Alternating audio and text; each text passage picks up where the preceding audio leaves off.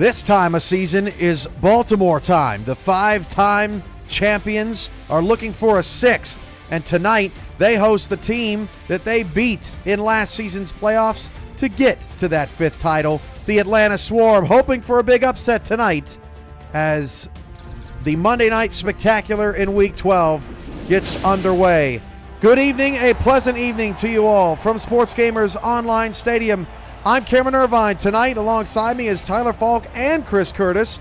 Justin Reside and Aaron Gooden are in the stats truck. Good evening, Tyler. Good evening, Cam. You know what they say? It's the flat cap that gets the worm, and the albino has to sit in the sidelines for just a little bit longer, and so I will take my time. Hello, SFL Nation. It's good to be here, Cam. Thanks for having me back-to-back weeks. This is something different. What isn't different is the meetings between these two clubs. These two clubs know each other very well in recent memory, have faced each other off in the playoffs a couple of times, and have always produced great results. Last 3 meetings have been decided by 10 points or less. So even though Atlanta, who has struggled early this season, is finally coming to a little bit of a rhythm, they're finally putting things together. It all adds up to tonight. We should expect a good contest. There's Jack Wigmore and Bryant Dynasty down on the field for the coin toss. It only took 10 seconds tonight for Tyler to throw Curtis under the bus. I'm sure they'll be doing it all night long, all in good fun, as we hope that you are all having good fun out there in SFL Nation this evening. Settle in to watch some great football after hopefully you had a wonderful Monday. Shark Tarkington is the kicker for the Baltimore Vultures, and the hands up in the air. The ball is on the tee. Let's kick it. We are underway from Maryland. 6 yards deep in the end zone. That'll be a kneel down for Siege Falco. Out comes Bryant Dynasty. Chris Curtis hoping not to get sacked too many times tonight. It's been a struggle there.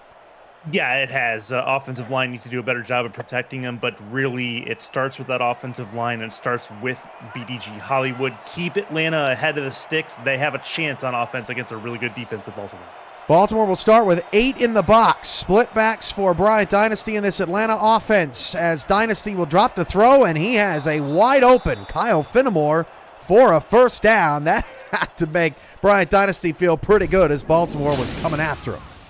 And how about that pre-game recap by Mike O'Neill, sensing that Baltimore would employ an outside edge rush, which allowed just one less defender out in the middle of the field for Dynasty to find Finnemore, and that's just excellent game planning already from the start from Atlanta, Cam. Atlanta's offense: Bryant Dynasty, BDG Hollywood, Mitchell O'Brien, Kyle Finnemore, Siege Falco, Boo Chisholm, Phenom Shine, Why Not Arlette, Carter Hollywood, and Sam Falco. You'll see the rest of the offense scroll across your screen if they didn't already just did that. 3-yard game for BDG on his first carry. Yeah, BDG, like we said, the key, but my key through the air, Kyle Finnemore, team's leading receiver, 53 receptions entering today, 54th just a minute ago. Also leads the team with 4 touchdowns on the receiving end. 2nd down and 7 as the handoff goes to BDG around the left side. BDG's got a first down past the 45, 50, 40. BDG down into scoring position. First down for the Swarm as he approaches 1,000 yards on his season. Well, how about that, Cam? Baltimore overloads that side, but massive credit to all 10 offensive players surrounding BDG to get to that outside and create a massive lane for him to run through.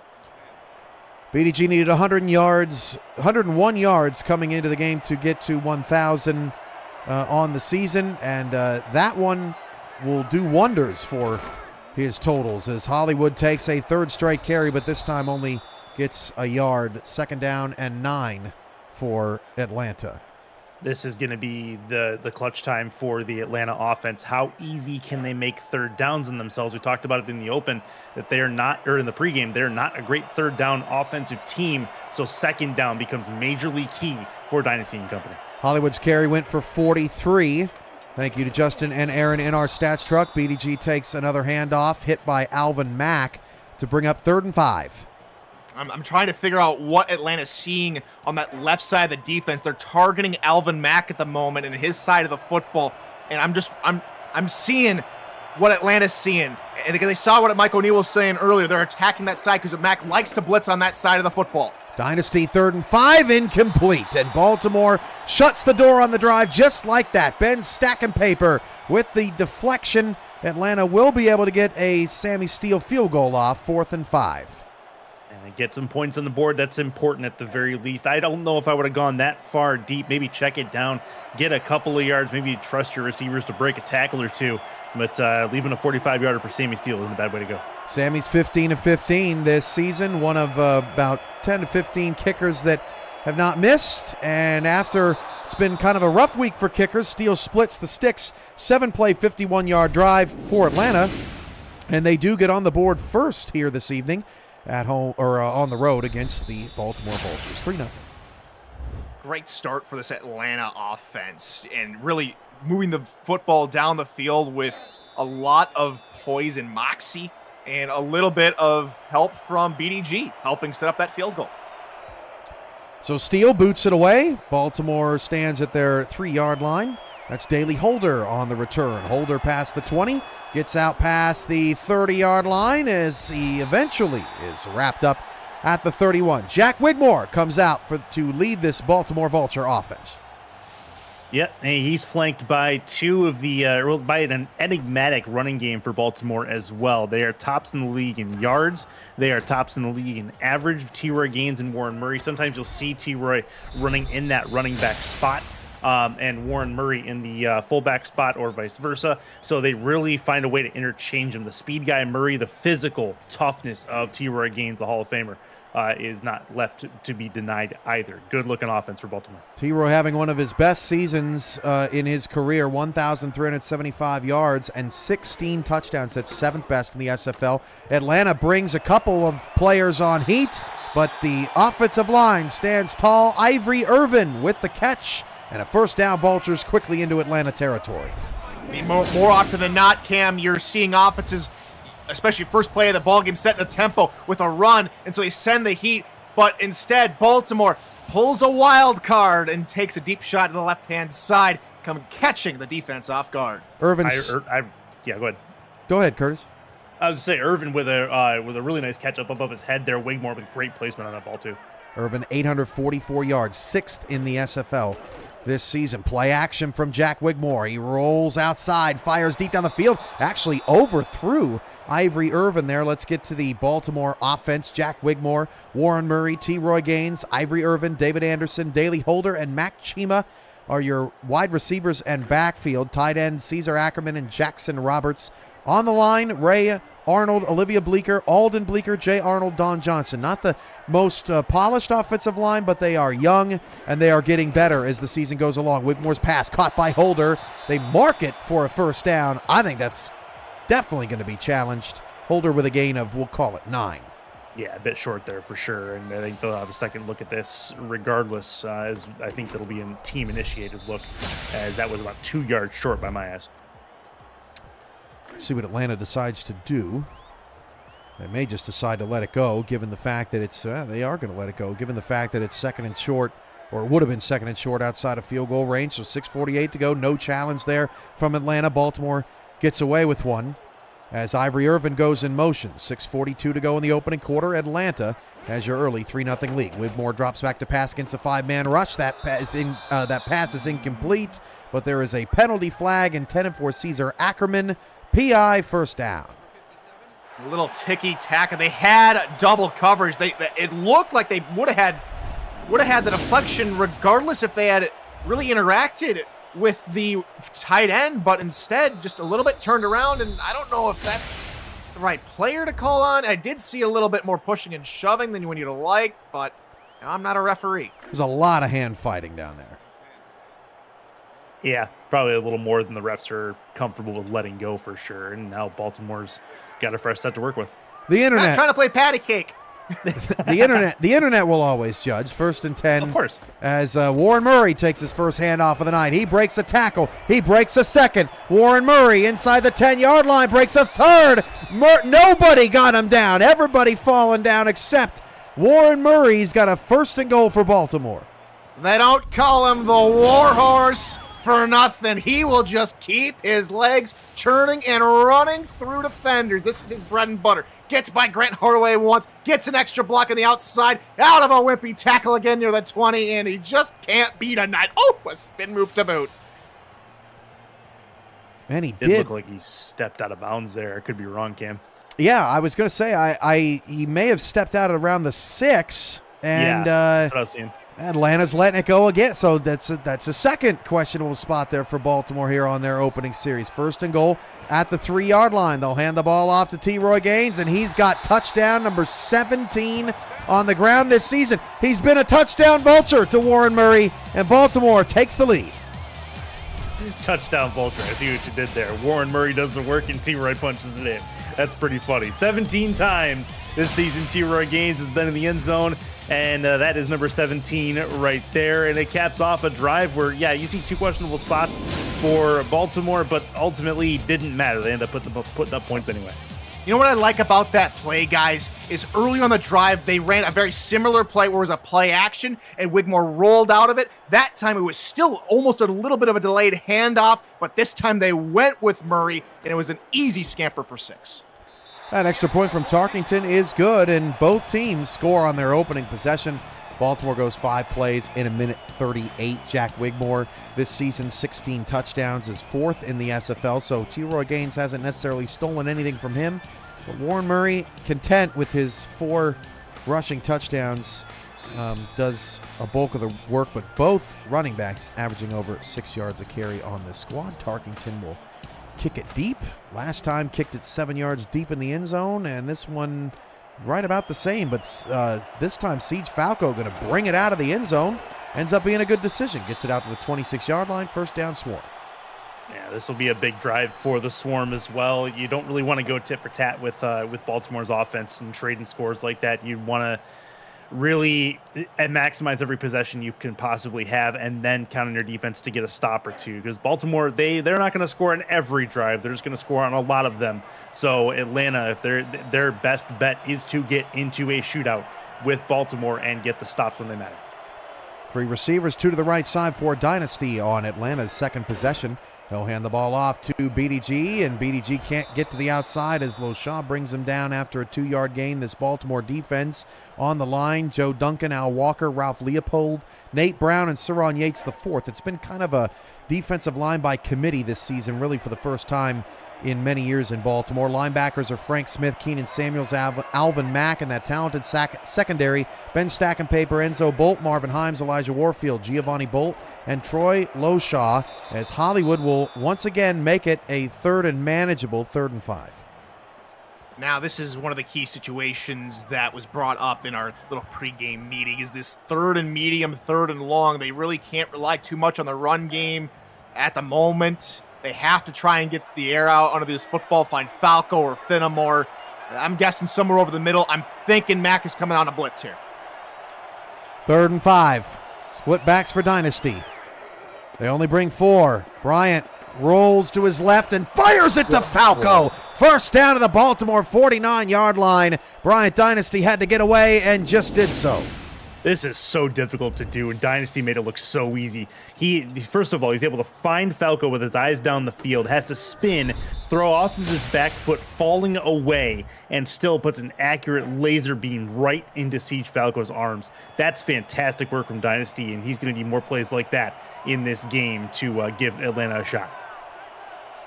4:50 to go in the first quarter. Dynasty will drop to throw on 1st and 10, and Boo Chisholm with the sure hand. Can't even call him hands. Gets it to the Baltimore 36-yard line. Another first down for this offense. Seems like Atlanta's starting to attack the middle of the field. They're trying to pull what Baltimore did to their defense and pull a little wild card, not running on first down, passing on first down. The defense was creeping up, playing a shallow zone on the outside and underneath. And so why not run a nice little 10-yard post route to get you a first down? First down for the Swarm.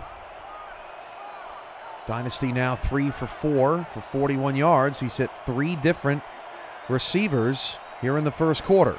Dynasty will throw again on first down. Dynasty dumps it off to BDG Hollywood. It's ruled a fumble as it bounces right next to Coach T-Pat for a 3-yard loss. Come on, T-Pat, where are the hands at? Got to catch those. No, that's funny. That's a pass backwards. So, I mean, fortunate for the Swarm, it went out of bounds as they're able to keep possession. But a 3-yard loss is bigger than it normally is here. He doesn't want that nice hands catch of the game. That's going to go to one of the players there, Mr. Albino. Boots Chisholm goes in motion. 3-by-1 now for Atlanta, who's behind the sticks for the first time tonight. Roll out for Dynasty, and Dynasty will fire it down the field, and a pass interference coming now on Baltimore unless we get something different. Tit for tat, Atlanta's going to end up with a first down. That's quite a hefty penalty, too. Gets them all the way down to the 24-yard line. Warfield, the culprit. Now, this one, I think, is a bit more decisive than our previous PI call, just completely blocking Finnemore's path down the field. Not really holding him, but just standing in the way. You just can't do that, man. I can already hear the chats from the small Atlanta contingent that has made their way over here to SGO. 4:16 to go in the first. 7-3 Baltimore. Atlanta's on the move again. Dynasty to throw again on first down. Rolls left. Pass is caught. First down to the 8-yard line. That is Mitchell O'Brien with the catch. The now 5th different player with a reception from Dynasty in the first quarter.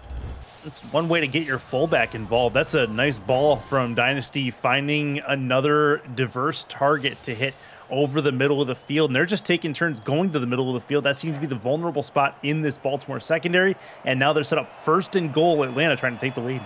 Largest reception for O'Brien this season. He only had 2 receptions coming into the ball game, and they only added up to 5 yards. That's a gain of about 16 on the last play. 1st and goal for the Swarm. Dynasty again drops back to pass, nearly threw an interception as that route was jumped by Frank Smith. His first pass deflection of the night will bring up 2nd and goal. Multi-talented linebacker Frank Smith. He can blitz when you need him to and get to the quarterback in 0 to 60 in 1.2 seconds. And then he can also drop back into coverage and make a play like that. And he just wants to bring that one in next time and stop this drive before it starts.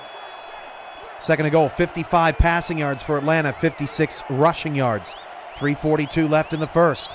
Ball at the 7-yard line on the left hash. They'll flip it out to BDG running left. BDG got a block from O'Brien, breaks a tackle from Bolt, and Mack drags him down just shy of the goal line. Will set up a 3rd and goal. Oh, another tough spot, but again, BDG, he doesn't have the most yards this season, but he's showing what his prowess. He's able to run almost the same way as Murray or Gaines. He's still a tough runner. There's a reason why Atlanta is stuck with him, and he has rewarded them the pass. Big 3rd and down. I'd give him the rock again. Atlanta 16 rushing touchdowns this season, or 16 touchdowns this season in the red zone, and BDG is stonewalled by Alvin Mack. They'll force a field goal. What a terrific goal line stand for the Vultures. Wouldn't mind seeing them maybe roll the dice here, but they're not going to. That's a big stop by Alvin Mack at the point of attack and the defensive line. That's only the 9th field goal that Baltimore has given up in the red zone. They've given up 24 touchdowns, 10 plays, 73-yard drive for Atlanta. They drive the ball again, but Tyler, I don't know if they should feel happy or disappointed. Well, you're getting points up on the board, and that's something Atlanta really hasn't been able to do too much. They're 26th in the league, averaging about 20 points a game. So points even early in this game bodes very well for your confidence, and it tells your offense, hey, we can drive down the field on a very stout Baltimore defense. We just need to go a little bit more. Maybe running up the gut wasn't the strongest avenue, as a run to the outside on 2nd down showed you have a lot more space on the edge if you get a couple extra blocks out there. Just maybe not the right play call on 3rd and short. Aerial coverage of today's game provided by Dags Drone Works, aerial photography and videography services for real estate, events, marketing, and more. Learn more at dagsdroneworks.com, and I wonder what his next SFL city stop is going to be. 1st and 10 at the never know when he's going to show up in your town. 1st and 10 at the 20 for Baltimore. Wigmore, heavy blitz, and that pass incomplete as Ackerman looked like he may have gotten jammed there a little bit. Surprised there wasn't a call there. 2nd down. Yeah, especially seeing as how we've seen 2 PI calls, one of them a bit more questionable than the other, but that one seemed textbook PI on that, just a matter of if it was a catchable ball or not. 2nd down for the Baltimore offense. Wigmore out of the I formation, drops back to pass. There's pressure, throwing off his back foot, throws an interception. On the return past the 20, down to the 15-yard line, out of the 14. That's Cree Higgins with the pick as Wigmore was falling backwards and threw it right to him. Second career interception for Cree Higgins, and that just goes to show you Atlanta's defense, they came around the edge, they flustered Jack Wigmore, and it forced a bad pass, and that's exactly what the doctor ordered for Atlanta. They're right back in the red zone on offense. This is an excellent opportunity for the Atlanta Swarm to take. Can they capitalize? Wigmore, one of the best in the league when you give him time in the pocket. There, he did not have a ton of time, had to make a quick decision. Cree Higgins made him pay. Wigmore starts 2 for 5 for 40 yards and that pick. 1st and 10 of the Vulture 13 as Bryant Dynasty goes looking for the end zone, and Giovanni Bolt nearly took it right back, intended for Boo Chisholm. Yeah, it needed a little more air underneath that ball. Boo Chisholm's in the back of the end zone sitting by himself, and if it goes over the head of Giovanni Bolt, I think he's got him. But just right at him, a little bit too much arrow, too much line drive on that throw from Bryant Dynasty. Didn't get there. 2:31 to go first quarter. Second down off the incompletion. Atlanta's faced a couple of third downs tonight, 3rd and 5s. They had the 3rd and goal that they didn't get. Here's 2nd and 10. Dynasty rolling to the right, fires, tipped up at the, oh my goodness, what a play by Baltimore. A pinball to Troy Loshaw, who takes it away at the 20. What a heads up play. That's worth another look. Ping, pang, pong, ping, pang, ping, pong. It just rattling up here. And just all of a sudden it just bounces free. Baltimore with the ball back. Atlanta with a golden ticket gives it right away. And that's your Nice Hands catch, brought to you by Retroid. Put a Retroid handheld in your hands or on your helmet and play the only video game with your player in it, SFL 4K23. That one dinged off of Stacking Paper's dome, I believe. Well, that's a first. Haven't seen that this SFL season. And Baltimore gets the ball right back where they had it at the 20-yard line. Now Warren Murray will take the handoff. Jay Miraculous with a strong open field tackle as Murray gets 8. We want to introduce you to the Atlanta defense that includes on the line Mickey Gibson, Billy Ray Valentine, Leo Jefferson, and Joshua Williams.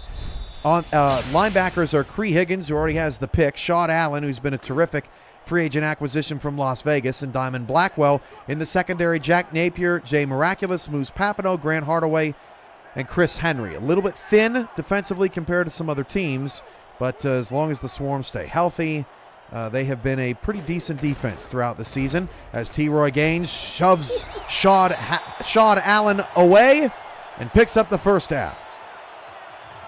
Yeah, this will be where the run game from Baltimore really solidifies, and you see the balance between the two kinds of backs, differences and similarities, both determined, one more physical than the other, and I think Baltimore is doing a smart thing here to try to slow it down. Gains 8 yards on his first 2 carries. Hand off to Murray, and Murray will be shoved back after a 6-yard pickup, wrapped up by Chris Henry. It's a double deadly duo in that backfield. If it's not the war horses we just saw, it's the train from earlier, and the train nearly left the station, as nearly did Warren Murray. Luckily, there was another defender there for Atlanta, and now they stack 9 in the box, and another heavy set here for Baltimore. 2nd and 4 as Moose Papineau watching very closely, as is everyone else. Jackson Roberts, who goes in motion. Under a minute to go in the first quarter. Wigmore taking his time. He's going to hand it off to Gaines, who cuts it back left, but he had no space to go. He is lucky to get a yard out of that. Higgins with the stop, 3rd down and 3. Baltimore's 10.5-point favorites tonight, an over-under of 51.5 as Jack Statter respecting both defenses. And 3rd down is going to be where this game is won and lost. I think Baltimore, they're only 20th in the SFL at about 55.5% on 3rd down offense. Big one here. Wigmore, 3rd and 3, has some time, breaking down. Wigmore going to take off and run. Oh, and he's hit just before the line. King Henry didn't even allow him to slide and said, there's no way we're going to get a questionable spot out of this. 4th down. Oh, that's a dicey call, especially in a short yardage situation. I think it was just a hair second before he could be declared a defensive player. Just a phenomenal hit from Henry. Final play of the half may be a punt, and it's a team that doesn't punt often. That is Matty Coffins. Look at that. The Baltimore actually engaged with the returner, hoping that he wouldn't be able to collect it. It doesn't matter anyway. It goes into the end zone. Matty Coffins with the boot in his third season. That is the end of the first quarter. And ladies and gentlemen, that's why you're very careful when you flex games. We didn't flex out of this one, and it's a good one so far. Baltimore 7, Atlanta 6. For Justin Reside and Aaron Gooden in the stats truck, Tyler Falk and Chris Curtis are my analysts this evening. And I'm Cameron Irvine, holding down this wild and wacky ship with the ghost host and flat cap and all sorts of things. You're welcome. So we start the second quarter. Atlanta's got the football at the 20 after they get the third down stop. Bryant Dynasty dumps it off short to BDG. The play took a little bit too long to develop and actually loses a yard. Combo stop there from Joe Duncan and Frank Smith. Smith's fifth tackle tonight. How about the stop that Atlanta got in that previous drive? Now is when they have an opportunity to take advantage of that. They're not going to make Baltimore punt a lot in this game. That's a big one. Now go down and score. Mitchell O'Brien goes in motion. Dynasty looking around, and Dynasty takes a sack. That's the first time he's been dumped tonight, and Joe Duncan makes back-to-back plays to force a third and long. That's the longest time we've seen a quarterback hold on to the football tonight, and Baltimore will take care of mistakes made in the backfield, especially by a quarterback with their eggs and toast for breakfast. And that's just a great coverage sack in the defensive backfield, limiting Dynasty's options. Third down and 16. Dynasty, long way to go. Fires deep. It is caught. He caught it. Boo Chisholm at the 45. How in the world? How in the world do you let him catch that? That's my question. Baltimore's secondary is all over him there, and Bryant Dynasty's looking his way the entire time. He's got three options down there. Picks the one in the middle and inside door number 2 with a catch and a first down. That's great work downfield from Bryant Dynasty, but I think a little bit of poor anticipation, poor reading of the play by the Baltimore secondary on that particular snap. How about that play, Tyler? Just send everybody down the field. Somebody's got to be down there somewhere.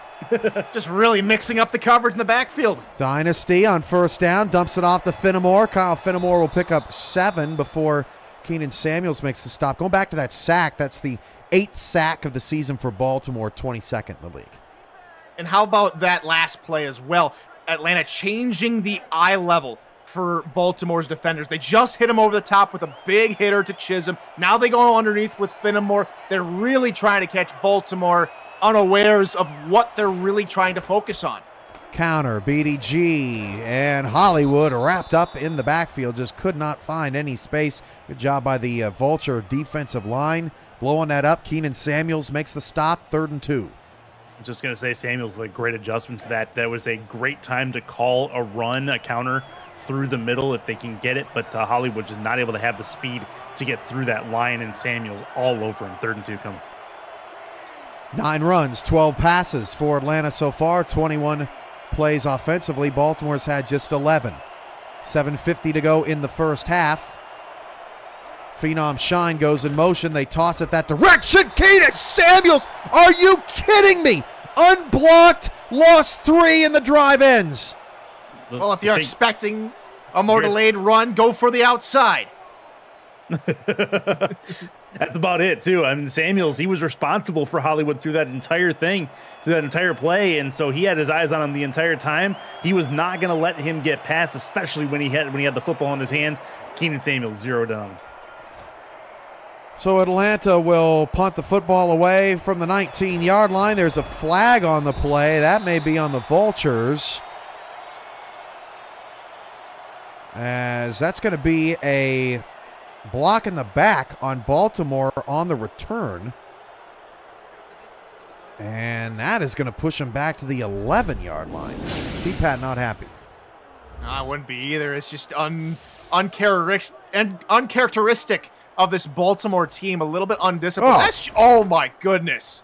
How blatant can you get? That's a flag every day on twice on Sunday. Yeah, I mean, it's one thing to let Atlanta get between your return man and you. It's another thing to try to push a player out of the way to try to make up for that mistake. I think that's just a lack of hustle play and a little bit lazy by the offending player. So 1st and 10 for Baltimore if they try to crawl out of it. 1st and 10 at the 11 now. Really good start to this football game here tonight. Both teams playing well. 7-6 Vultures on top of the Swarm. Nickel look for Atlanta's defense as Warren Murray goes right up the gut, breaks a couple tackles. Now Warren Murray's boosting the open field. Only one man can catch him. It's Napier. Miraculous trying to get there as well, and they won't. And Murray will score in one play. Try to vulture that, T-Roy. My goodness. Warhorse strikes again, Curtis. Just what can you do when this guy just is so indomitable, so unbreakable, so untouchable that he not only can bulldoze your defenders, but outrace them all the way to the end zone? Oh, you got to not let him behind you. That's the biggest thing. They're not really quartering one player onto Warren Murray or T-Roy Gainsduty, whoever's in that halfback spot. And you can see the results right there. If you don't have one person that's committed to him, nobody's committed to him. And Murray makes a couple people miss on indirect tackle attempts. And that's one play to make up for the penalty, 89 yards. Man, if you're Atlanta, you got to be so frustrated right now. You've played a great game, except when the moments matter to get more points. They threw the pick in the red zone, or in the end zone rather. They settled for a couple of field goals, including one at the 1 yard line. It's been the difference in the game so far. And Stephen Hacker's right in the chat. That is the longest play from scrimmage this season, an 89-yard rushing touchdown for one Warren Murray. Siege Falco is clobbered at the 26. So now if you're Atlanta, Cam and Curtis, the big thing now is you've had 2 drives to start off the game, end in field goals. Your next 2 drives resulted in an interception, and you had to punt. You have to find what was working early on in the first part of this football game. You have to rekindle that flame. You can't be caught off guard now. You had a big old kick in the teeth.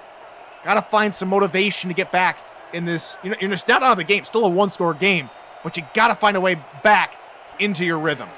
How will Atlanta respond? Hand off to BDG, picks up 3, set up a 2nd and 7. So you think back to the first quarter, and you have Atlanta with 2 red zone trips, one off a red zone interception that you got from Jack Wigmore, and you come out with 2 field goals. You turn those into touchdowns. This is a tie game. So that's missed opportunities coming back to bite you here. They need a score. 2nd down, 7. Hand off BDG running right, and Hollywood is going to be wrapped up by Smith, but not before he gets 4 more yards to set up a 3rd down and 3. If you're new to the Simulation Football League, welcome. The SFL is football for everyone. Get off the sideline and start your player today by joining our Discord server at simulationfl.net. Click the Join the Community button and begin your career, or just to meet the stars of the SFL on and off the field. It's never too late to get involved. Another 3rd and short here for Atlanta. They are 2 for 5 on 3rd down tonight. They run the counter, and he is stuffed again by Keenan Samuels. The Baltimore linebackers have been difference makers on 3rd and short. Atlanta will have to punt.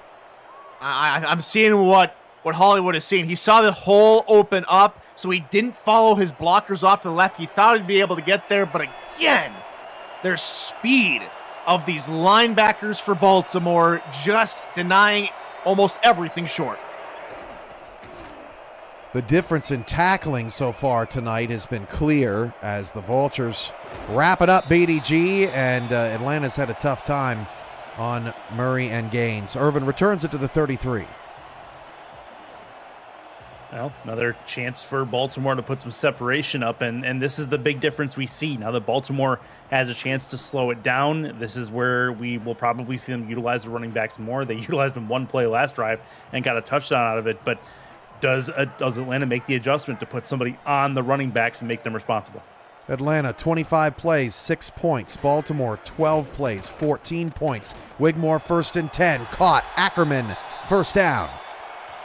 And just when you suspect they're going to go back to the ground game after a nice long rushing play for a touchdown, they'll just throw a little subversion in there. Nice little quick hitter to the tie end over the middle after Atlanta sends a blitz.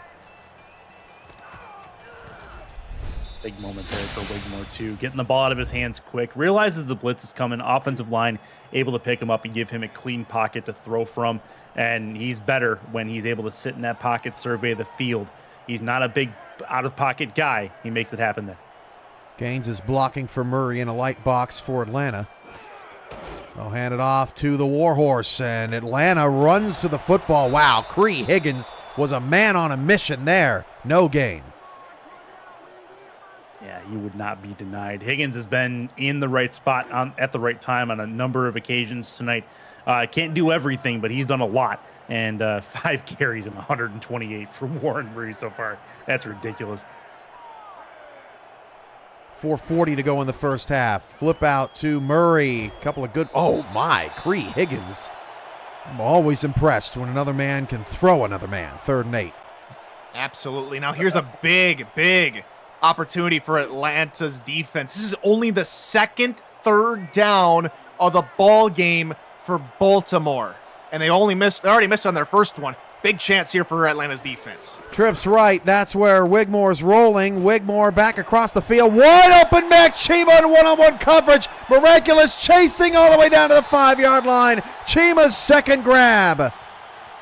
Wow, and this is a very well-designed play. You've got one-on-one coverage on the opposite side. They catch Atlanta in a man-to-man situation on the opposite side of the field. Wigmore, the left hand, able to cut the angle when he rolls out to the right and gets Chima on the inside over the middle of the field. It's hard to shut that play down unless you have more coverage over the middle. That is gorgeous from Wigmore to Chima, and it's 1st and goal again.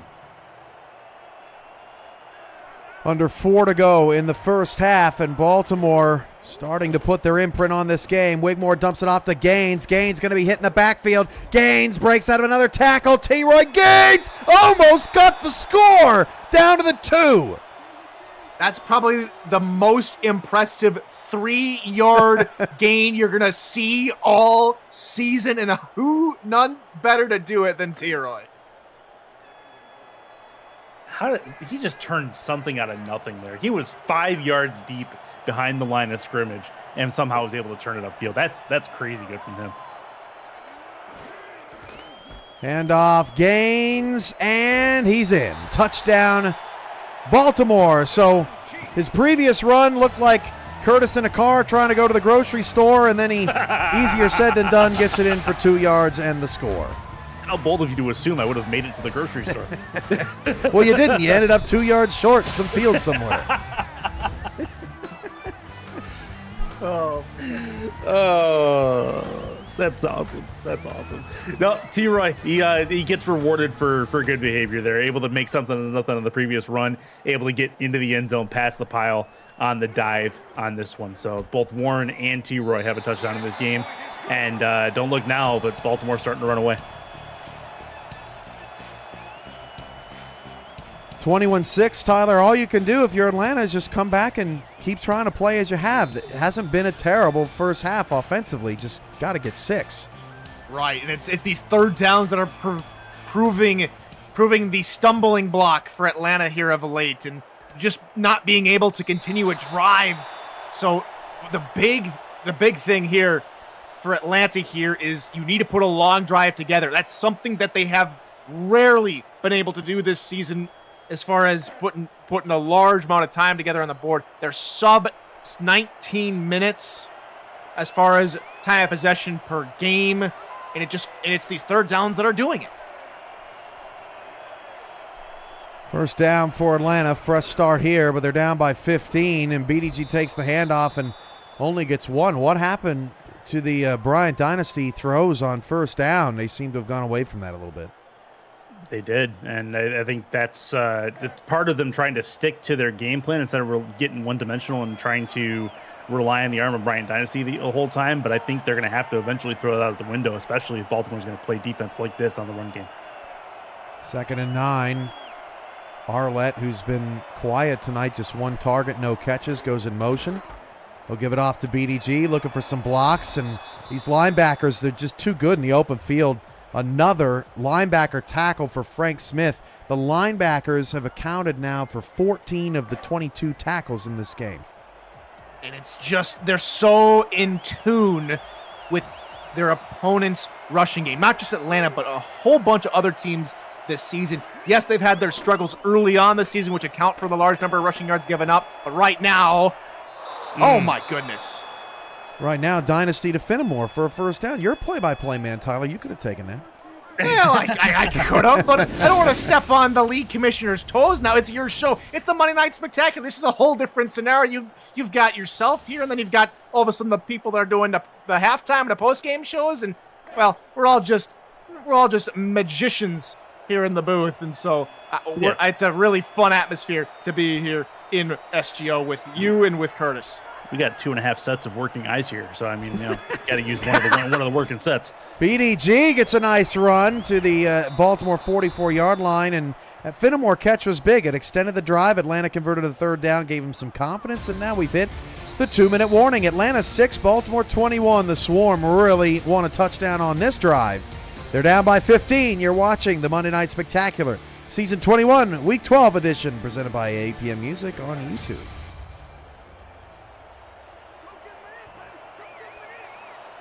Dynasty 9 of 13 for 116. Fenimore, his leading target and receiver this season, 3 catches, 42 yards.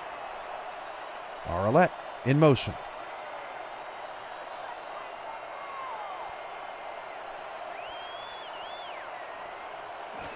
SGO crowd staying busy tonight. BDG is out for fatigue. And that'll bring up a third down and 2. That's not the time you want that to happen. No, you got to have your main guy out there on third down if you can help it. If you're gonna run it, now it's 3rd and 2. Atlanta 3 for 7 so far. They would really love to get to 50% here and extend this drive. 3rd and 2.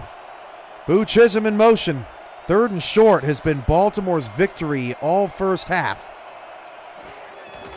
Handoff BDG, didn't get it.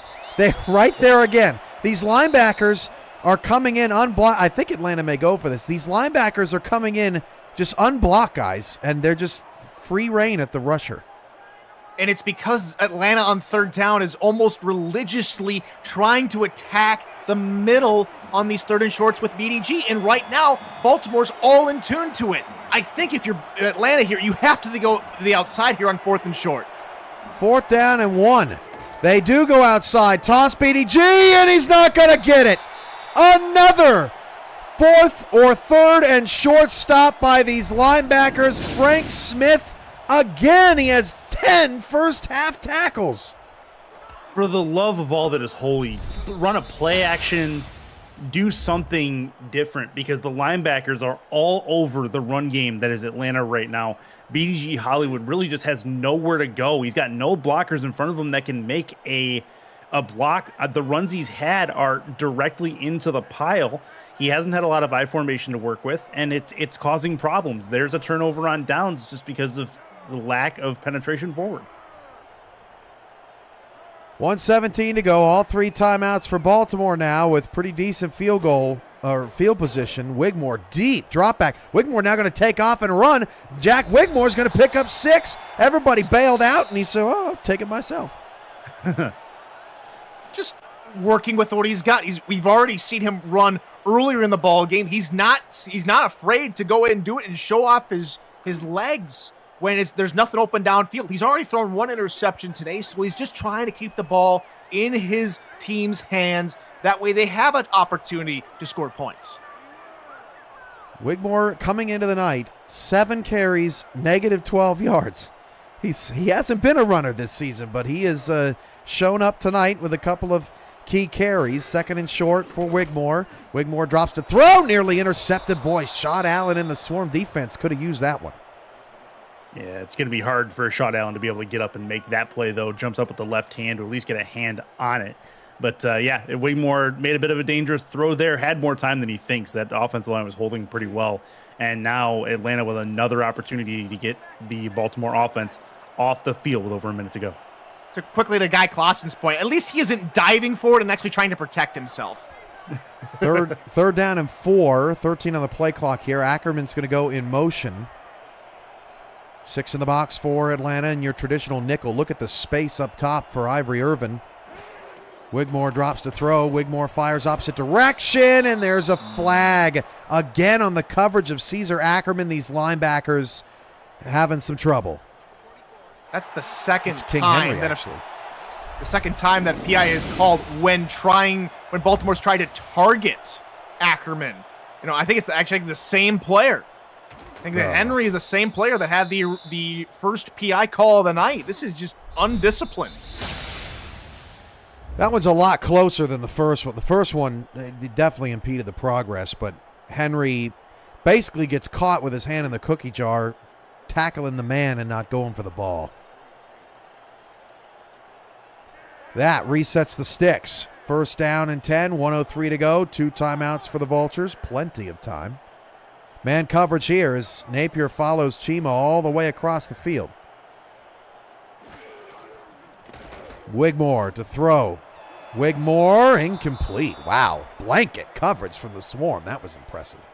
Yeah, that was a low throw from Wigmore, and he had time in the pocket. The one thing that Atlanta's not doing is they're not really getting a ton of pressure onto Wigmore. The 1 time or 2 times they have been able to hurry Wigmore, they've been able to put him into dangerous situations, throwing an interception earlier and a couple of other ones that have gone incomplete, but not consistent with their attack so far on the defensive line. Wigmore 12 times sacked this season, middle of the pack. Atlanta has 13 sacks this season, middle of the pack. So would have thought we would have seen a little bit more action there from their defensive front. Not so far tonight. That pass is incomplete as Jack Napier wrestles the ball away from Chima. 3rd and 10. That's great tight coverage. It was a man blitz from Atlanta, and he had to have some really solid coverage from Napier there in order to disrupt the pass. Otherwise, we're talking another first down for Baltimore. So another 3rd down. Atlanta trying to stay disciplined. Their defense against the pass been pretty good tonight. Wigmore just 4 for 10. Jack to throw. Wigmore clean pocket. Fires. That pass is... Oh, it's tipped to himself. Daly Holder almost dropped it, then caught it. Baltimore with the acrobatics tonight. 1 timeout left. Yeah, you saw the tip drill earlier that we haven't seen in this era so far, interception, and then you see Daly Holder there just putting the ball up and juggling it to himself. That's nice determination and focus on the ball at hand and able to keep the feet in bounds. Remember, Baltimore gets the ball to start the second half. So Atlanta would like some kind of stop, but would also like to get the ball back, try and do something with it before the break. Ackerman goes in motion. Got to get set. They just barely do. Wigmore drops to throw, looking down the middle of the field, and Sean Allen, defending Ivory Irvin, knocks that one away. 2nd and 10. That's quite unique. Baltimore really hasn't targeted the middle of the field much too often, especially when Atlanta has been playing zone coverage. They try again there, and it shows you why Atlanta pretty tough in the middle of the field. 48 seconds. This last 2 minutes, I've seen about 15 plays. It feels like it's been a crawl. Chima in motion. Wigmore to throw down the middle of the field. Tipped. Oh, man! King Henry saw a free opportunity to hit a Baltimore Vulture and remind him he's still out there. Off the deflection. 3rd and 10. Hey, he didn't get called for PI this time. No, he waited until Sean Allen got a hand on it first this time before he laid the wood on the wide receiver. Another 3rd and long for Baltimore. Atlanta blitzes. That pass is caught, but it is short of the sticks. Now Atlanta will burn a timeout to conserve some time, and Baltimore will kick a field goal here, but Atlanta does get some kind of stop and give themselves a shot at points.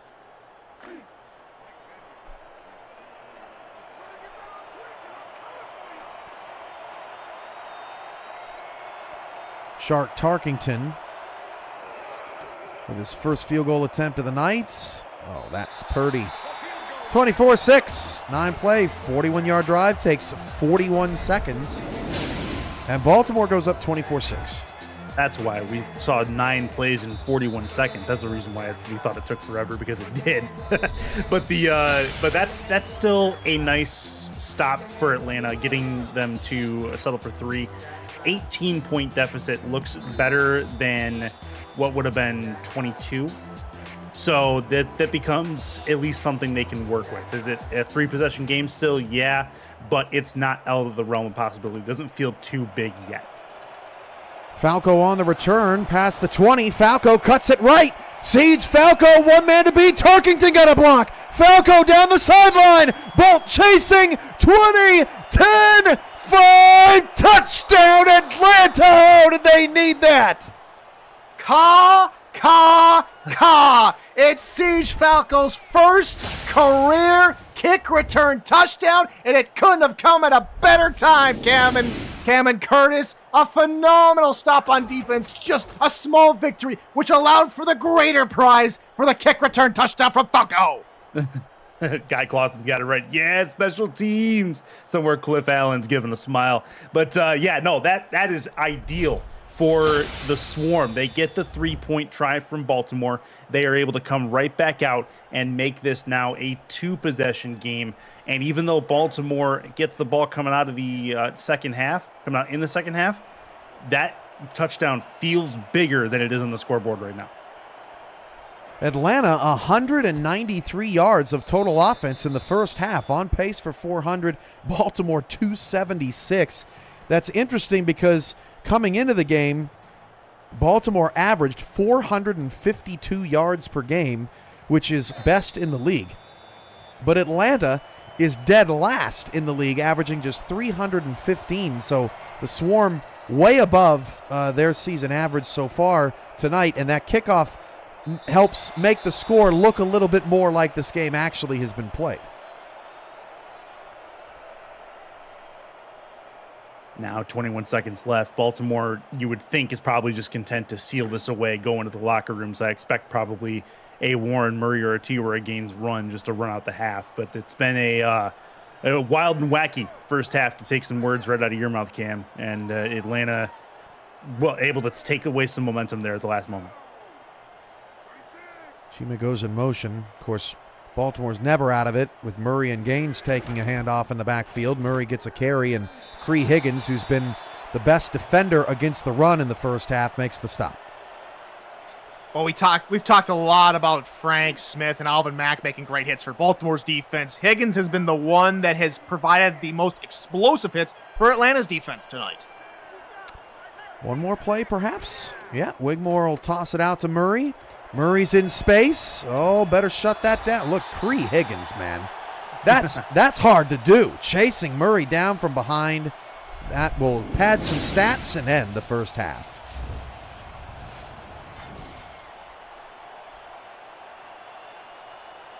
Well, all righty then. Plenty of action through the first 20 minutes of play. Baltimore 24, Atlanta 13, as the Swarm hanging around trying to keep their playoff hopes alive, along with Aaron Gooden and Justin Rezine in the stats truck doing a beautiful job for us tonight. Tyler Falk, Chris Curtis alongside me. Gentlemen, your thoughts on the first half. Tyler? Well, guys, it looked really like Baltimore was finally starting to run away with it. The ground game, of course, has been the story of the night, as it has been all season long for this Baltimore team. Long 89-yard, longest play from scrimmage of the entire SFL season coming from Warren Murray, the Warhorse, getting it done. Over 140 rushing yards to this point, and it's the defense for Atlanta that's really going to have to take it up a notch, Curtis.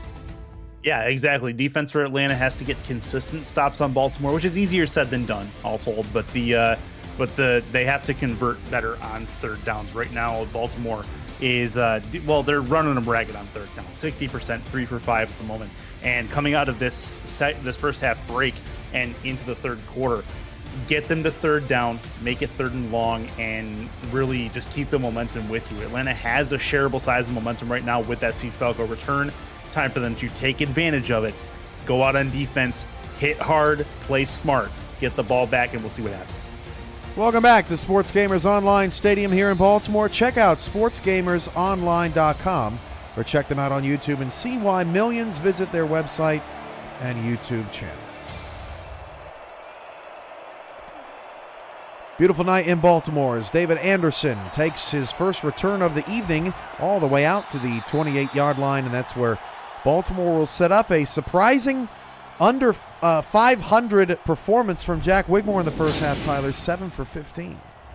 Yeah, it's not the kind of start, but it's a huge credit to the defensive pressure from the outside. They've forced a couple of bad throws, a couple of underthrown passes. They've had the interception, which came when Wigmore was trying to make something happen after being forced out of the pocket.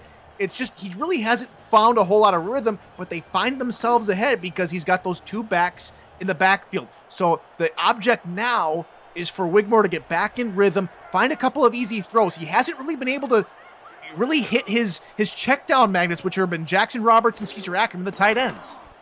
Wigmore will start the half of the pass, has to check it down to Murray. Murray's going to slip a tackle, and then a second before Allen cuts him down. Pickup of a little bit more than 8 for Warren as Wigmore avoids a sack. And that's the difference between good teams and great teams. Good teams will put bodies in the way of the running back and slow him down. Great teams will be able to make that open field tackle on the first, maybe second attempt every once in a while. And that is Warren Murray feasting there, getting a couple of broken tackles. 2nd and 1. Pitch out to T-Roy. He's got a first down. He's got a man down. And T-Roy's off to the races into Atlanta territory. It's almost a foregone. I mean, if T-Roy Gaines is going to get a 10-yard head start on your safety, yeah, that's not going to go well. And it all starts in the first couple of milliseconds after the ball is snapped. Atlanta thinking there's going to be a run inside, and T-Roy goes to the outside, and I almost heard an old video game, oh no, there's a man down. I mean, just coming over my ears because T-Roy put another man into the ground and nearly put him 6 feet under. Yeah, that was him getting run over by a train. And I'll leave Literally. it at that.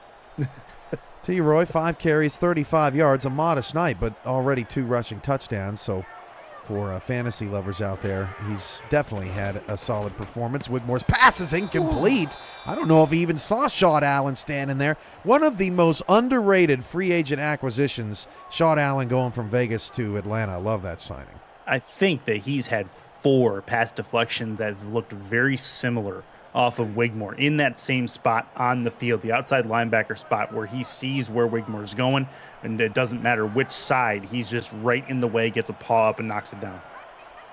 2nd down and 10. Chima goes in motion.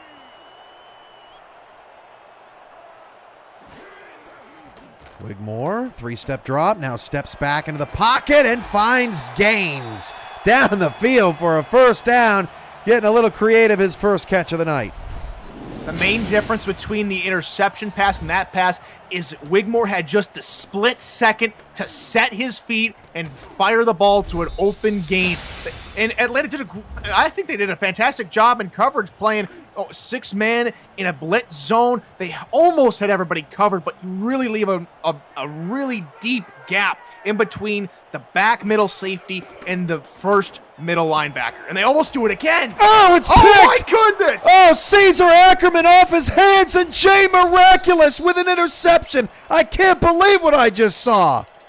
That's twice we've seen the tip drill come into fruition for both, once for Baltimore, now once for Atlanta. That's the kind of stop coming out of the halftime locker room that Atlanta needed. Now they were able to preserve some momentum. Miraculous with a crazy alert play to get his hands underneath the football. Here come the Swarm. They're only down 11 points. Miraculous with a miraculous catch, if you will. Ha-ha. So easy. Just take the low-hanging fruit, why don't you? Chris? Right. I'll be here all week, gentlemen. First down to the 19-yard line as Chisholm will go in motion. New life for Atlanta off of just a crazy missed opportunity for Ackerman, although he did have a defender barreling down on him. That's easier said than done. Hollywood will take a sweep off to the left side, trying to get him away from the linebackers, and 2 of them end up running him down anyway, 4-yard gain. Very rarely do we see that sweep play work here in the SFL. I've seen that play happen more times than often where the defense has been able to come up and stop that play, especially with some of the speedy linebackers that Baltimore has. But massive credit for the linemen and the tight ends getting out to the outside and just delaying that run rush for Hollywood to gain those 4 yards. Amazing what happens when he has blockers in front of him. 2nd and 6. Hollywood has a 43-yard run tonight. On all of his other 18 carries, he has 42 yards. 2nd down and 6. Handoff to BDG. Got a nice block from O'Brien, but it didn't matter. Bolt comes up and sticks him. And now, I hate to say it, but 3rd and manageable for Atlanta has been their kryptonite tonight. It has. You're right. 3 for 8 total on 3rd downs, and a majority of them have been 5 yards or less. They've been able to convert more of the long ones than they have the manageable ones. You're right on the money there. So this is a crucial 3rd down, especially coming off the turnover. 7 in the box. Can they mix things up on 3rd and short? Hand off BDG. This time he got it. BDG saw Keenan Samuels out there, and he's like, no, man. No, I'm going in. I'm going inside. There's no way I'm doing this again. Look at that. Yeah, he's learning his lesson. He's learning his lesson. Take away the angle from Keenan Samuels, and he's able to barrel inside and take the tackle away as well, or at the very least drag Samuels with him across the sticks. And he took him side on. He didn't let Samuel square up shoulder pad to shoulder pad with him, and that allowed just a little bit of extra leverage for Hollywood to push through. And BDG got a block from Arlette just at the last moment and gets 9, one of his best gains here in quite some time. 2nd and short coming up. How about this? A little extra good blocking there from the lineman Mitchell. But what I really like about that is Atlanta's starting to realize that, hey, up the middle just really isn't going to work. Let's get some extra helpers out there for Hollywood on the outside runs to gain a few more yards. And here on 2nd and short, I think they have to capitalize, get another short gain, get another 1st down. That way they don't have to worry about 3rd and short. Toss, BDG. Didn't get a block, but it didn't matter. Picked up the 1st down and resets the sticks for Atlanta. I'd like to see a pass here, right? They've gone away from those 1st down passes. They have. They were having success with it in the 1st quarter and early into the 2nd quarter, but then they just turned it into the BDG show, which unfortunately has been on a rerun for a while. We're finally getting some new episodes and getting some new 1st downs. See if they continue with that or if they finally go to the throw. 5th consecutive run with Hollywood after that last run as well. Dynasty to throw. Hit as he threw. The pass is almost caught by Boo Chisholm. He was trying to adjust to the football, and he almost caught it falling backwards. Incomplete pass, though, 2nd and 10. Looked like an It looked like an Matt Aaron Wilson. Derek Jeter on that throw from the shortstop position. Just couldn't quite get it out. The 2nd and 10, so this is another one that needs to create a 3rd down. 2nd and 10. What do I know? They should stop listening to me. Should have kept running it as Hollywood picks up 2, so it'll be 3rd down and 8. Tyler, you were saying on the last play? I was just making a little tribute to Matt Wilson, a little bit of quacking from the duck that was thrown over the middle. But meanwhile, here on this last little run, they saw how the sweep worked earlier on the drive, and it's just taking a little bit too long. That's why we saw Allen come up and make the tackle. 3rd and 8. Baltimore brings just 3. They drop 8, and they stop the drive. That was Elijah Warfield on the coverage, and Atlanta will stall out. They'll have to punt.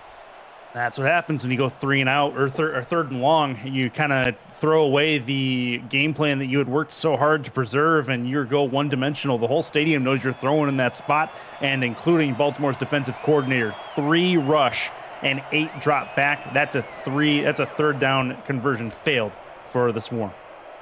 It's been Atlanta's night. 10 1st downs in this game as Irvin is crushed right at the 20.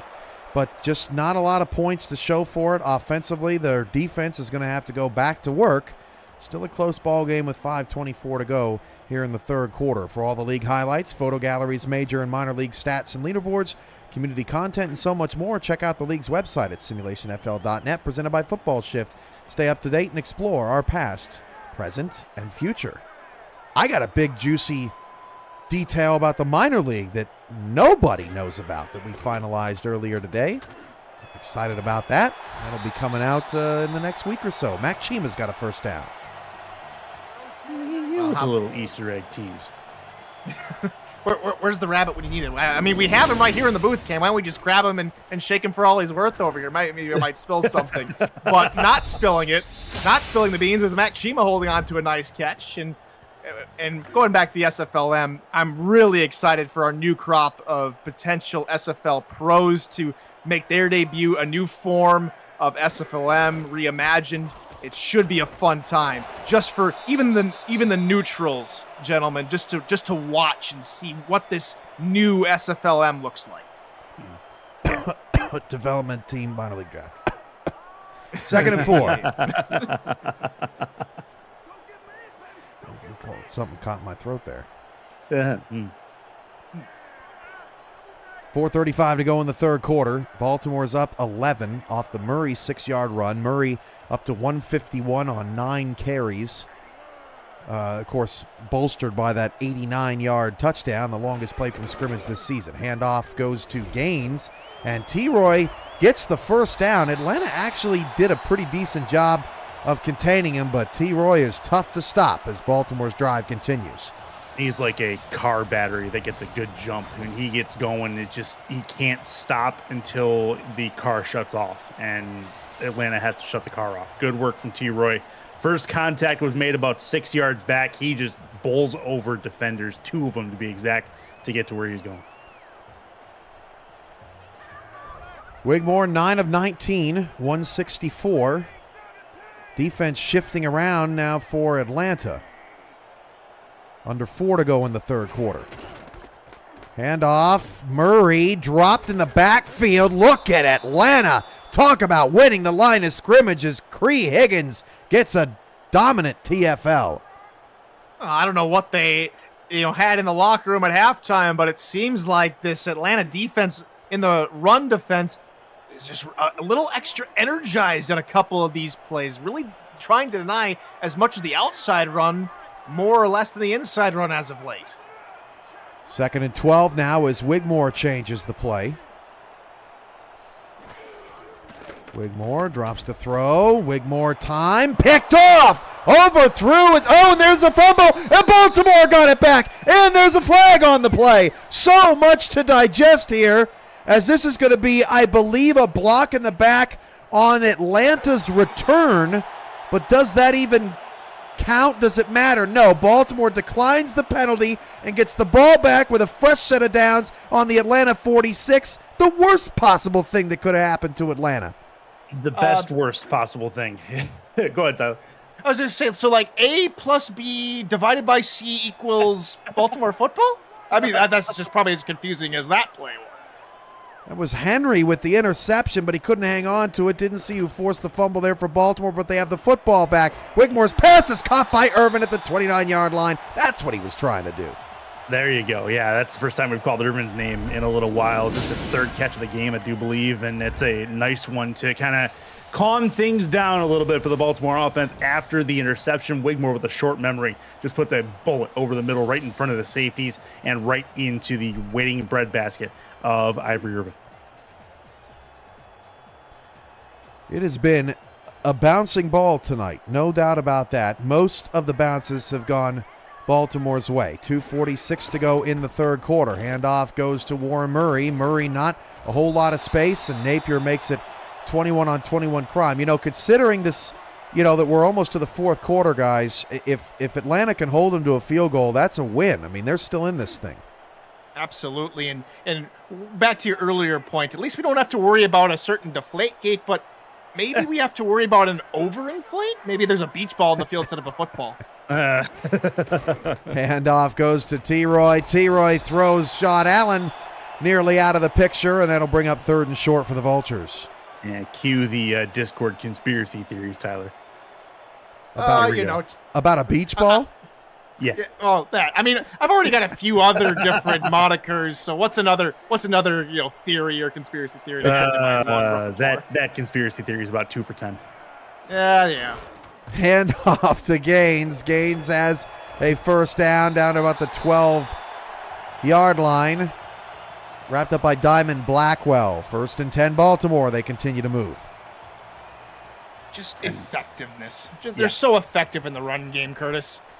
No, you're right. They are effective in the run game, and really the diversity in attack is really what does it. You have Warren Murray, who speeds you, finesses you, and then T-Roy, who just lays the hammer. Ackerman goes in motion. And off, Murray, and stuck by Diamond at around the 9, 2nd and 7. To go back to your point of the stopping him in a field goal, that would keep it at a 2-possession game. So that is Atlanta's goal right now. And 2nd and 7 needs to remain 2nd and 7 or 3rd and 7 and give themselves a chance to make that stop.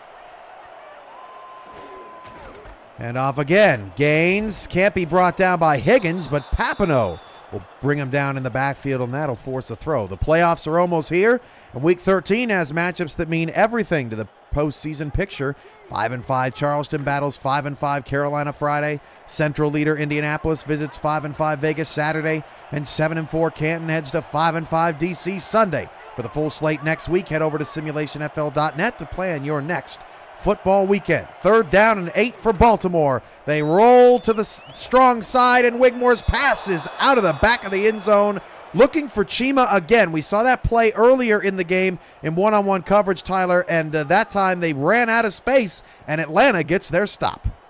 And out of space, but not necessarily out of time. Wigmore had plenty of time to maybe conduct something in that backfield, but it just hasn't really been his night. Yes, he's got close to 200 passing yards tonight, but he's only done that on 10 passes, and it's just been far and few between where he's found consistency and composure with his receivers tonight. So Baltimore gets 9 plays in 41 seconds at the end of the first half. They go 13 plays, nearly 5 minutes on this drive, aided by a pick fumble recovery penalty. Yeah, and one that turned into 3 points. Can you imagine if Atlanta holds on to that and is able to maybe go down the field? So that's a big fumble to get. Super alert from the Baltimore offense, who was still on the field at the time. They call that a penalty, and for short in football terms. Kyle Finnemore on the return of the 28. I'm not going to repeat it again. That's what I thought. Yeah. That sounds like the Italian version. Yeah, or maybe a little bit of Japanese in there. I don't know. Call it what you will. Finnemore on the return. So Atlanta will set up at the 28-yard line. Look, this is what Atlanta did to Florida when they upset the Storm. They just kind of hung around long enough to give them a chance down the stretch. Now, this is a totally different situation. At Baltimore is a lot more challenging than at home against Florida, but Atlanta's still keeping in this thing as BDG Hollywood just can't get the blocks set up. Picks up 3, though. He does pick up 3. This was defined, I think, by some as a trap game for Baltimore coming into this. I mean, Atlanta, 3 wins, not exactly a world beater, but Baltimore has Carolina after the bye week, which very well could decide the Atlantic. And off to Hollywood. He'll push ahead to set up a 3rd and a long 3 as we reach the end of the 3rd quarter. Atlanta 13 and Baltimore 27. It's the Monday Night Spectacular, and it's a good one. As if Chris Curtis hasn't done enough tonight.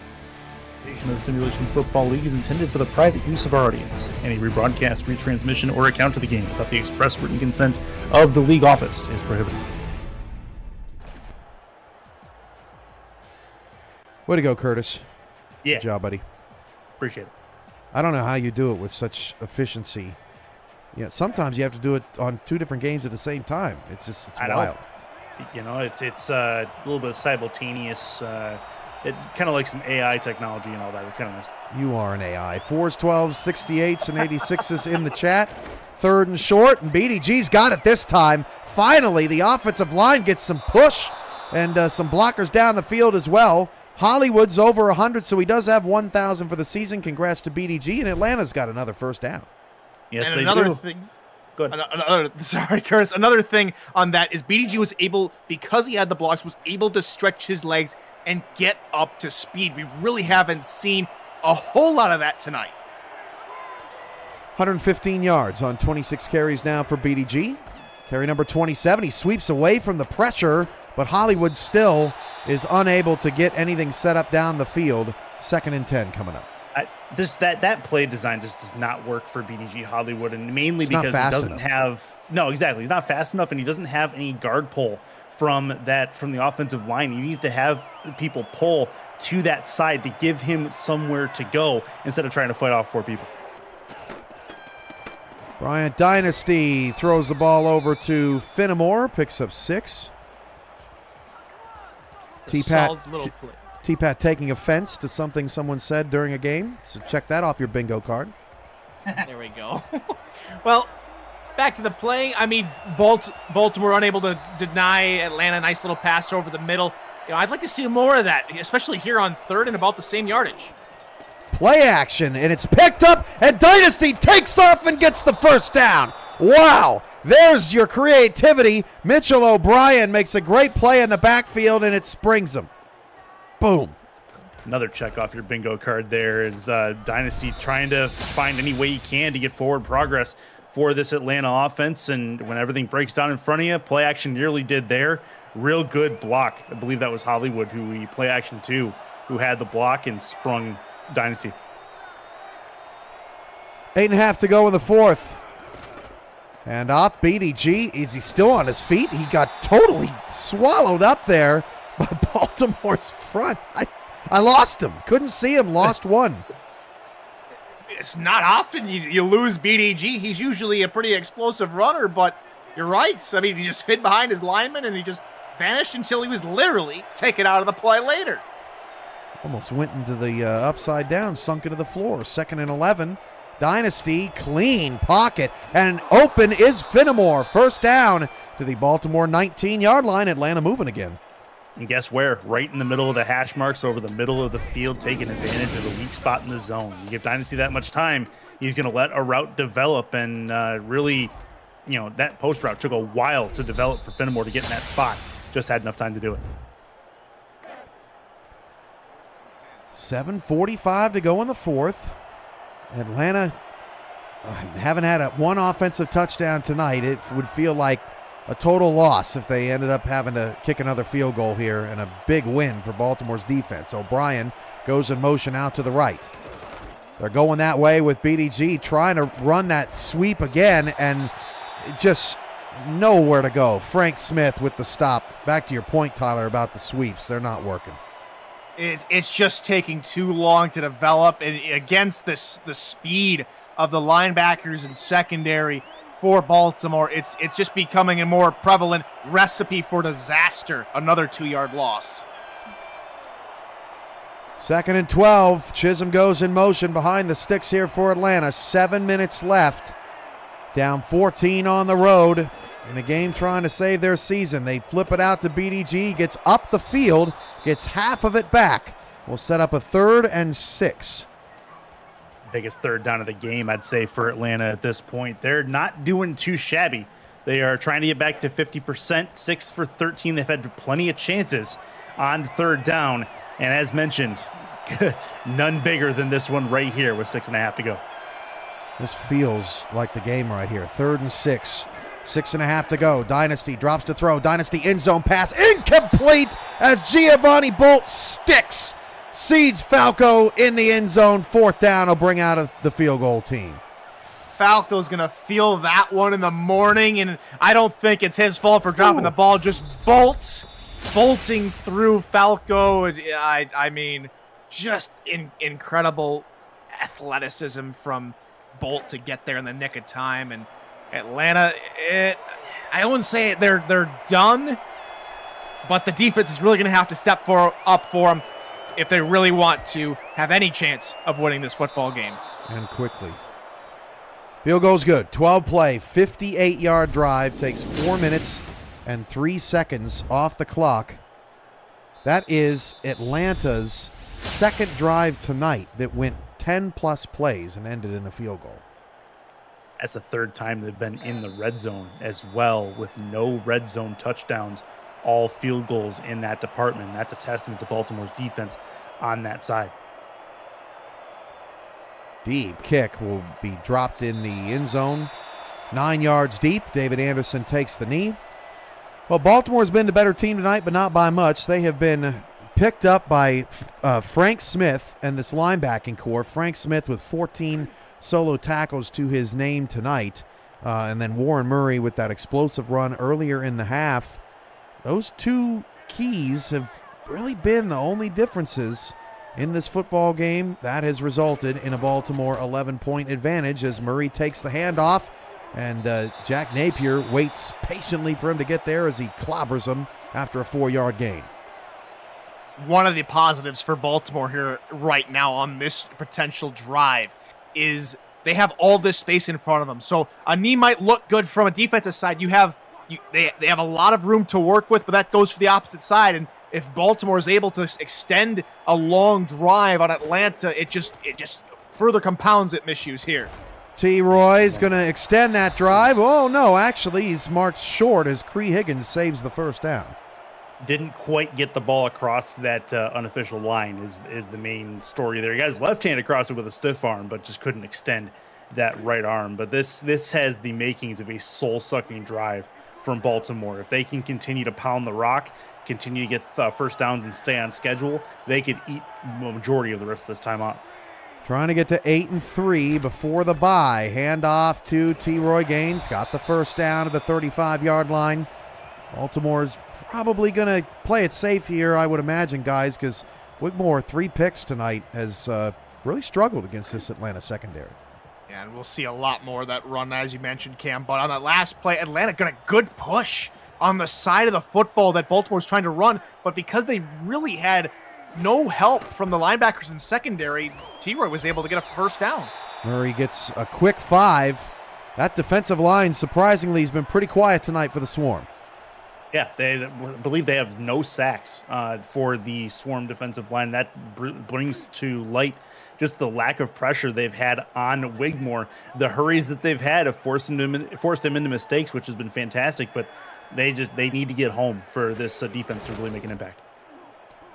T-Roy almost got the first down anyway. So 3rd and inches on the last one, 3rd and 1 on this one, as Baltimore continues to just try and bleed Atlanta out. And it's been advantage Baltimore in these situations. You give it to your money backs, your big, burly, tough fullback in Gaines, and you just continue to just slowly drain the life out of this game and the time off the clock. Here comes Gaines again. Handoff, T-Roy, first down to midfield, 4:12 and ticking. At what point do you decide as Atlanta that Wigmore is not going to throw the football again? Got to start putting 8, 9, heck, even 10 guys in the box at this point, because Baltimore's coming out in these heavy sets and Atlanta's still going in a 4-3 look. And look at it. It's now a dime look, or a nickel look, excuse me. You got extra corners out there and another 2 tight end, 2 back set. 3:50 left. They do have more up closer to the line, though. Can they get us? Oh, man, they just got totally blown up. T-Roy Gaines fighting Sean Allen. First down. Baltimore won that as soon as they said hike. Yeah, and to Tyler's point, I mean, you go out there in the nickel, you were expecting to have more people in pass coverage here, and that's not what you need to be focusing on right now. Baltimore is going to continue to run the ball down your throat if you give them advantageous formations to run against. That's a smart offensive play caller on one side, and while they have their moments, a smart defensive play caller on the other side needs to really shore up the run game. So look at Gaines' numbers. He's 8 away from triple digits. You guys called it. Baltimore really on a blood-sucking drive right now. Atlanta's just biggest enemy is the clock here. Trying to get off the field. 8 in the box. Hand off to T-Roy. This time Gaines is put down. Only a 2-yard gain. They still have a shot, gentlemen. They have to get off the field, it feels like, on this series right here. Absolutely. And they did put 2 extra linebackers on the field that time around, which helped out in run coverage. But now you're looking at Baltimore. They really only need maybe about 3 or 4 yards to get into sharp targeting range. You're probably on the edge right here if you really wanted to go for it and really put this game away. But still, Atlanta needs to allow. They're not one step back can the defense go. They must stop them here and now. And why are they still 4-3? 2:24. Handoff gains. T-Roy pushing to 3rd and 2. And now in field goal range, although it doesn't much matter at this point as long as they keep it a 2-score game. And on the other side of the 2-minute break, that's what we're going to see. APM Music is unrivaled music to bring your stories to life, inspiring every production with the world's most robust and constantly refreshed music collection, state-of-the-art technology, and world-class customer service. APM Music is the official soundtrack of the Simulation Football League. Like that. To explore their library and to find the perfect tracks for your projects, visit apmmusic.com. This may be it. 3rd and 2.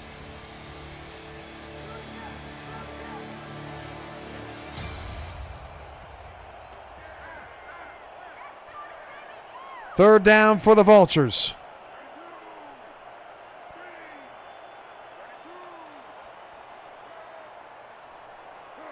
Game on the line. Wigmore hands it off to Murray. Got it. First down. One more first down will seal it. This is a Vulture special right now.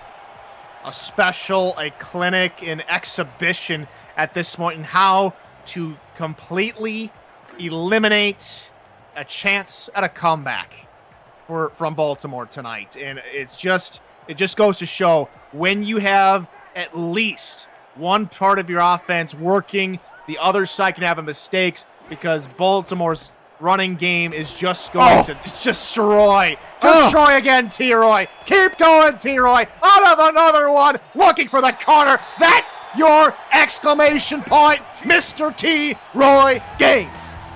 Bye.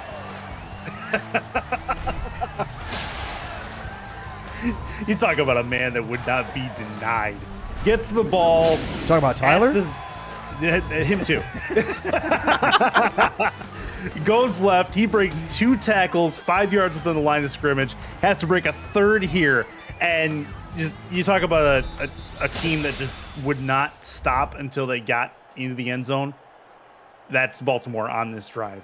That's the soul-sucking drive we were talking about. That puts this game away, puts it on ice, ends all doubt, and Atlanta is going to lament a lot of missed opportunities when this game is done. And that's kind of a shame, guys, because it puts the score at a place where it doesn't really feel like it should be, because Atlanta played a pretty decent game tonight. And now it's going to look like they got thrashed. They didn't get thrashed, but at the end of the day, T-Roy did do some thrashing, yes. Yeah, the score does not tell the story. I think you're exactly accurate with that. But the fact is Atlanta played a decent defensive game and still gave up 34 points. Yeah. That's what it boils down to. Pretty deflating. Atlanta will fall to 3-7, along with a myriad of other teams. Queen City, Jacksonville. Is Falco, is he going to get another one? My goodness. Siege Falco's had an excellent night returning kicks, gets it up to the 32. But, Queen City, Jacksonville, Denver, Sioux Falls. Atlanta doesn't feel like they're a part of that group, Tyler, but they are, and we'll see how this team regroups. I mean, at this point, with the logjam at 5-5, you just never know. Maybe 5-7 is still a viable record to get the postseason. It would be a long shot at this point, but with Atlanta, they've got their moments. They just need to put more of those moments together in a more comprehensive and cohesive package. It just didn't come together for Atlanta tonight. Dynasty deep down the field. That's incomplete. Looking for Boo Chisholm. 2nd down and 10. Only his 8th incompletion of the evening. Yeah, Dynasty hasn't played bad. He just unfortunately came up against a buzzsaw on the other side of the field, which is the offense for Baltimore. Dynasty does not have a passing touchdown in this game, but does have a decent amount of completions. He had some good big plays to try to carry some momentum. Just not enough done. Bryant's got an open receiver, almost a little bit too far ahead of Finnemore, but Finnemore does a nice job reaching out for that one. 1 timeout left on his 5th catch. Now, if you pick the over, you're sweating right now. We're at 50. 51.5. Great job by Jack's data. Any points here, the overhits. Feel like Tyler took the over. Dynasty, deep ball, incomplete, second down. just maybe. I was expecting, Atlanta only averaged about 20 points, per game coming into tonight. I was expecting it to be a closer game than this. I think everybody was, but just unfortunate. The offense really never got going. The only touchdown for Atlanta was the Falco kick return touchdown. Yep. Second down. Arlette in motion. Real quiet night for Why Not, but has not had any sort of mismatches against this linebacking core. Clearly the strength of this Baltimore defense this season as Dynasty's pass is caught by Boo Chisholm. Atlanta will burn their last time out. We'll see what their no huddle looks like from here. I don't know if there's a team in the league that Baltimore is a mismatch against, or has a mismatch against, as far as the linebacking core is concerned. You put any amount of receivers or tight ends there, and they're going to cover most of them. This week's SFL games have nearly concluded, but the SFL party never ends. Join Dave Axis and the party people as they wrap up this week's SFL action on Axis After Dark, immediately following tonight's Atlanta-Baltimore game, as Loshaw tips it away. And with every incomplete pass, Pink Lisa says, "Come on, I want to go to bed." well, how fitting would it have been for another tip drill interception after Loshaw's hands, huh? No kidding.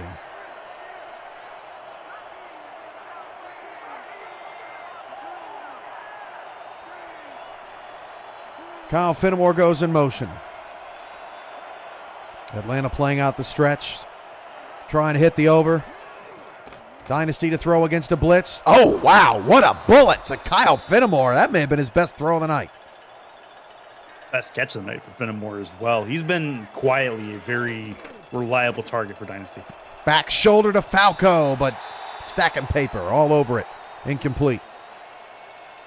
Just the secondary playing as strong as when they were playing since the opening whistle. Just really been a thorn in Dynasty's side tonight.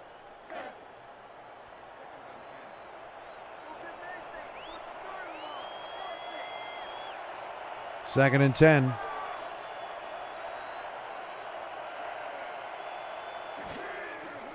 Dynasty, the throw, caught by Chisholm. First down again at the 19-yard line. Pretty similar to the catch Boo Chisholm had earlier in Baltimore, sending extra people. Dynasty picking it up.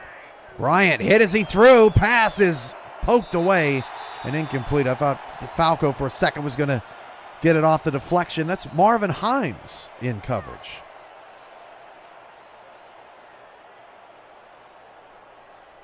Halfway expected another safety to come out of the woodwork there on the deflection and take that pass away.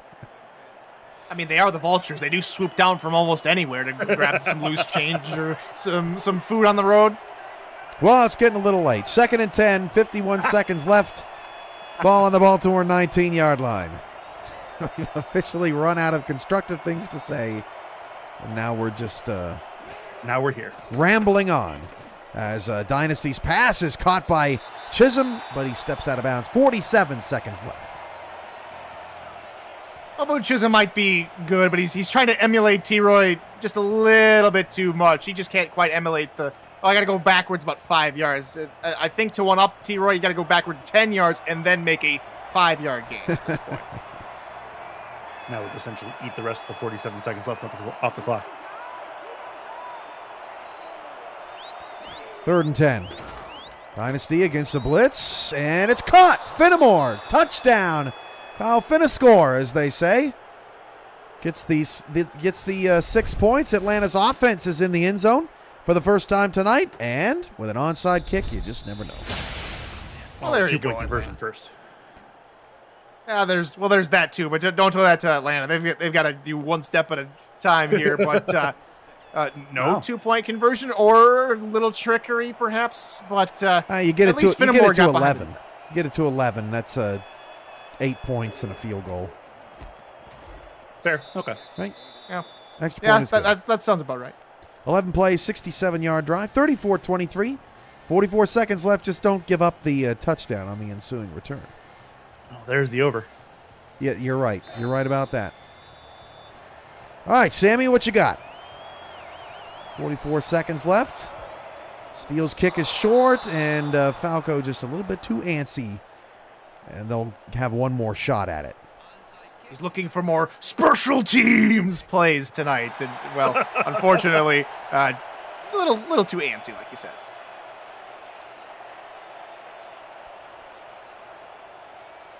But at first you don't succeed, try again. Just the one try.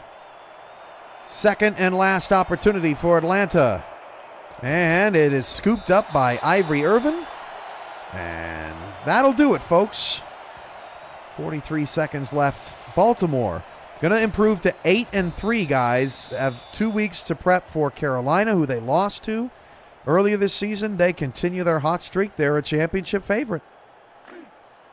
Wasn't this a team, Baltimore, at 3-3 at one point? Yep, sure was. And people were really questioning whether or not they had the power this season, or if it was going to take them some time to adjust. I think they've answered pretty much every question as far as that goes. These guys are going to be a force, and I don't think they're going anywhere anytime soon. Well, not to toot my own horn, but I did predict a little bit of struggles in the beginning for Baltimore. I did pick them to go 9-3, and so, well, I might get a 2-10 prediction right, but apparently 9-3 is my speciality. He goes, not to toot my own horn, and then proceeds to absolutely toot his own horn. You know, a Minnesotan has to do, we're self-deprecating, but we're also self-promoting as well. And so, you know, we're not Canadian as far as that aspect. So, well, that's all you have is won't be trees shy and about hockey it. up here. That's a new one, blaming a state for your personality. That's something I've never heard before. Baltimore called a timeout. Okay. All right. No, Just more agony for Peak Lisa. That's all. That's what it was. That's what it was. Oh my. What a night. Great job, gentlemen. Great job, Justin and Aaron in the stats truck. Just a perfect job keeping track of all of our stats tonight. And if you want to hear a game without our live stats in front of us, you may be disappointed, because it matters more than you know. As T-Pat and Coach Williams and Falco shake hands, 34-23. Baltimore gets the win over Atlanta. There's the final stats. Your final thoughts, guys. Came down to the rushing game from Baltimore. The different effects, different angles, the different kind of styles that Warren Murray and T-Roy Gaines bring to the table. It also matters that Baltimore was able to get better of Atlanta on third downs, and Waymore didn't have to do a lot in this game. He had to just rely on the people behind him to really do a lot of the work and throw when he needed to. And he didn't have a great day throwing the ball, but great teams find a way to win when not all the pieces are working at their full potential. And it's finally official. No one can catch Baltimore. That Atlantic division is officially theirs again. That's so right. Congratulations to the Baltimore Vultures. They are Atlantic Division champions, and although they might get a first round bye, you never know. But another strong performance from T-Roy, from Warren Murray, from this defense that a bunch of the time we're just acting like Texas pylons on the highways in Texas, just standing straight, and hopefully the wind or a random car, which always seems to knock them over. But today they weren't knocked over. They stood strong and took the game in control. Very nice win for the Vultures. Hard done for are the Atlanta Swarm. Let's hope they pick it up the rest of the season and make it a second half for the last couple games of the season to remember. Guys, just give me your name, player of the game. Let's see. Curtis? Give me T-Roy. All right, T-Roy yeah, for Curtis. Took the words right out of my mouth, T-Roy. All right, I'll go Frank Smith. 16 tackles, 5 tackles for loss. He was great. Final score, Baltimore 34, Atlanta 23. This was your Week 12 Monday Night Spectacular. We'll see you next week in Portland, Vancouver, Portland. Big game. Axis After Dark starts next. Twitch.tv/DaveAxis. Good night, everybody.